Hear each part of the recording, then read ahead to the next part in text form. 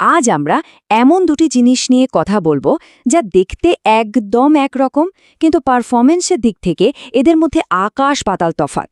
হ্যাঁ, আমি classic Rubik's cube আর আধুনিক স্পিড কিউবের কথা বলছি। বাইরে থেকে দেখলে দুটোকে কিন্তু একই মনে হবে। তাহলে প্রশ্নটা হলো, একটা কেন এত ফাস্ট আর অন্যটা এত স্লো? চলুন এর পেছনের ইঞ্জিনিয়ারিং রহস্যটা একটু ঘেঁটে দেখা যাক। তো চলুন একদম শুরু থেকে শুরু করা যাক। মানে এদের ডিজাইন আর ঘোরানোর অনুভূতিতে মূল তফাৎটা কোথায়? আসলে দুটো কিউবের উদ্দেশ্যই কিন্তু একদম ভিন্ন। প্রথমেই যে জিনিসটা আমাদের নজরে পড়ে সেটা হলো ঘোরানোর সময় এদের অনুভূতিটা কেমন। এখানেই আসল পার্থক্যটা বোঝা যায়। সাধারণ কিউবে ডিজাইন করার সময় মূল ফোকাসটা ছিল পাজলটাকে একসাথে ধরে রাখা, স্পিড না। এর ভেতরের গঠনটা একটু চারকোনা টাইপের, মানে ব্লকি। আর এই কারণে ঘোরানোর সময় এত বেশি ঘর্ষণ বা ফ্রিকশন তৈরি হয়। আর অন্যদিকে স্পিড কিউবগুলো বানানোই হয়েছে ঠিক এই ঘর্ষণের সমস্যাটা দূর করার জন্য। এর ডিজাইনটা এতটাই মসৃণ, আর অনেকেই তো আবার এক্সট্রা লুব্রিকেন্টও ব্যবহার করেন, যার ফলে এটা অবিশ্বাস্য রকমের ফাস্ট আর স্মুথ হয়ে যায়। এখন আমরা এমন একটা ফিচারের কথা বলবো যেটা স্পিড কিউবের আসল গোপন অস্ত্র, আর এটা কিন্তু পুরোপুরি এর ভেতরের ডিজাইনের জন্যই সম্ভব হয়েছে। স্পিড কিউবিংয়ের জগতে কর্নার কাটিং শব্দটা কিন্তু খুব পরিচিত। সহজ কথায় এর মানে হলো একটা লেয়ার ঘোরানো শেষ না হতেই পরেরটা ঘোরানো শুরু করে দেওয়া যায়, আর এতে যে কি পরিমাণ সময় বাঁচে। সাধারণ কিউবে কিন্তু এই ব্যাপারটা একদমই সম্ভব না। একটা লেয়ার যদি সামান্য এদিক ওদিক হয়ে থাকে, ব্যাস ওটা ওখানেই আটকে যাবে। পরের মুভটা আপনি দিতেই পারবেন না। আর এই নিখুঁতভাবে অ্যালাইন করতে গিয়েই কিন্তু অনেকটা মূল্যবান সময় চলে যায়। আর এখানেই স্পিড কিউব বাজিমাত করে ফেলে। এর পিসগুলো একটু গোলাকার হওয়ায় লেয়ার পুরোপুরি অ্যালাইন নাও হলেও পরের টার্নটা শুরু করা যায়। মানে আপনাকে আর অত নিখুঁত হতে হচ্ছে না, যার ফলে মুভগুলো অনেক দ্রুত দেয়া সম্ভব হয়। কিন্তু প্রশ্ন হলো, এটা হয় কিভাবে? এর আসল রহস্যটা কিন্তু লুকিয়ে আছে কিউবটার ভেতরে। চলুন আরও গভীরে যাওয়া যাক। চলুন তাহলে এবার ভেতরের মেকানিজমটা একটু খুলে দেখা যাক। মানে এর কর আর টেনশন সিস্টেম, যা এই দুই কিউবের পারফরমেন্সে এত বড় একটা পার্থক্য তৈরি করে। দেখুন, একটা সাধারণ কিউবের ভেতরের গঠনটা বেশ শক্তপোক্ত, মানে ব্লকি প্লাস্টিকের। অন্যদিকে একটা স্পিড কিউবের কোরটা কিন্তু একদম আলাদা।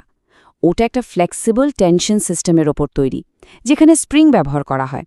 আর এটাই একে দারুণ একটা নমনীয়তা দেয়। আসলে এই যে নমনীয়তা, ঠিক এটার কারণেই কিন্তু কর্নার কাটিং সম্ভব হয়। স্প্রিং থাকার ফলে কিউবের অংশগুলো সামান্য ফাঁক হতে পারে, আর তাই লেয়ারগুলো পুরোপুরি অ্যালাইন না থাকলেও কিউবটা আটকে না গিয়ে ঠিকই ঘুরে যায়। আর সবচেয়ে মজার ব্যাপার কি জানেন? স্পিড কিউবগুলো কিন্তু নিজের মতো করে অ্যাডজাস্টও করা যায়। মাঝখানের পিসের ক্যাপটা খুললেই দেখবেন একটা ছোট স্ক্রু আছে। ওটা টাইট বা ঢিলা করে কিউবটাকে আরও স্টেবল বা আরও ফ্লেক্সিবল বানিয়ে নেওয়া যায়, ঠিক যেমনটা পছন্দ। এতক্ষণ তো আমরা মেকানিক্যাল ডিজাইন নিয়ে কথা বললাম। এবার চলুন দেখা যাক আধুনিক প্রযুক্তি স্পিড কিউবের পারফরমেন্সকে কোথায় নিয়ে গেছে। এখনকার অনেক স্পিড কিউবে ছোট ছোট ম্যাগনেট ব্যবহার করা হয়। ব্যাপারটা হলো, যখন একটা লেয়ার ঘোরানো হয় আর সেটা প্রায় অ্যালাইন হয়ে আসে, তখন এই ম্যাগনেটগুলো একে অপরকে টেনে নেয়।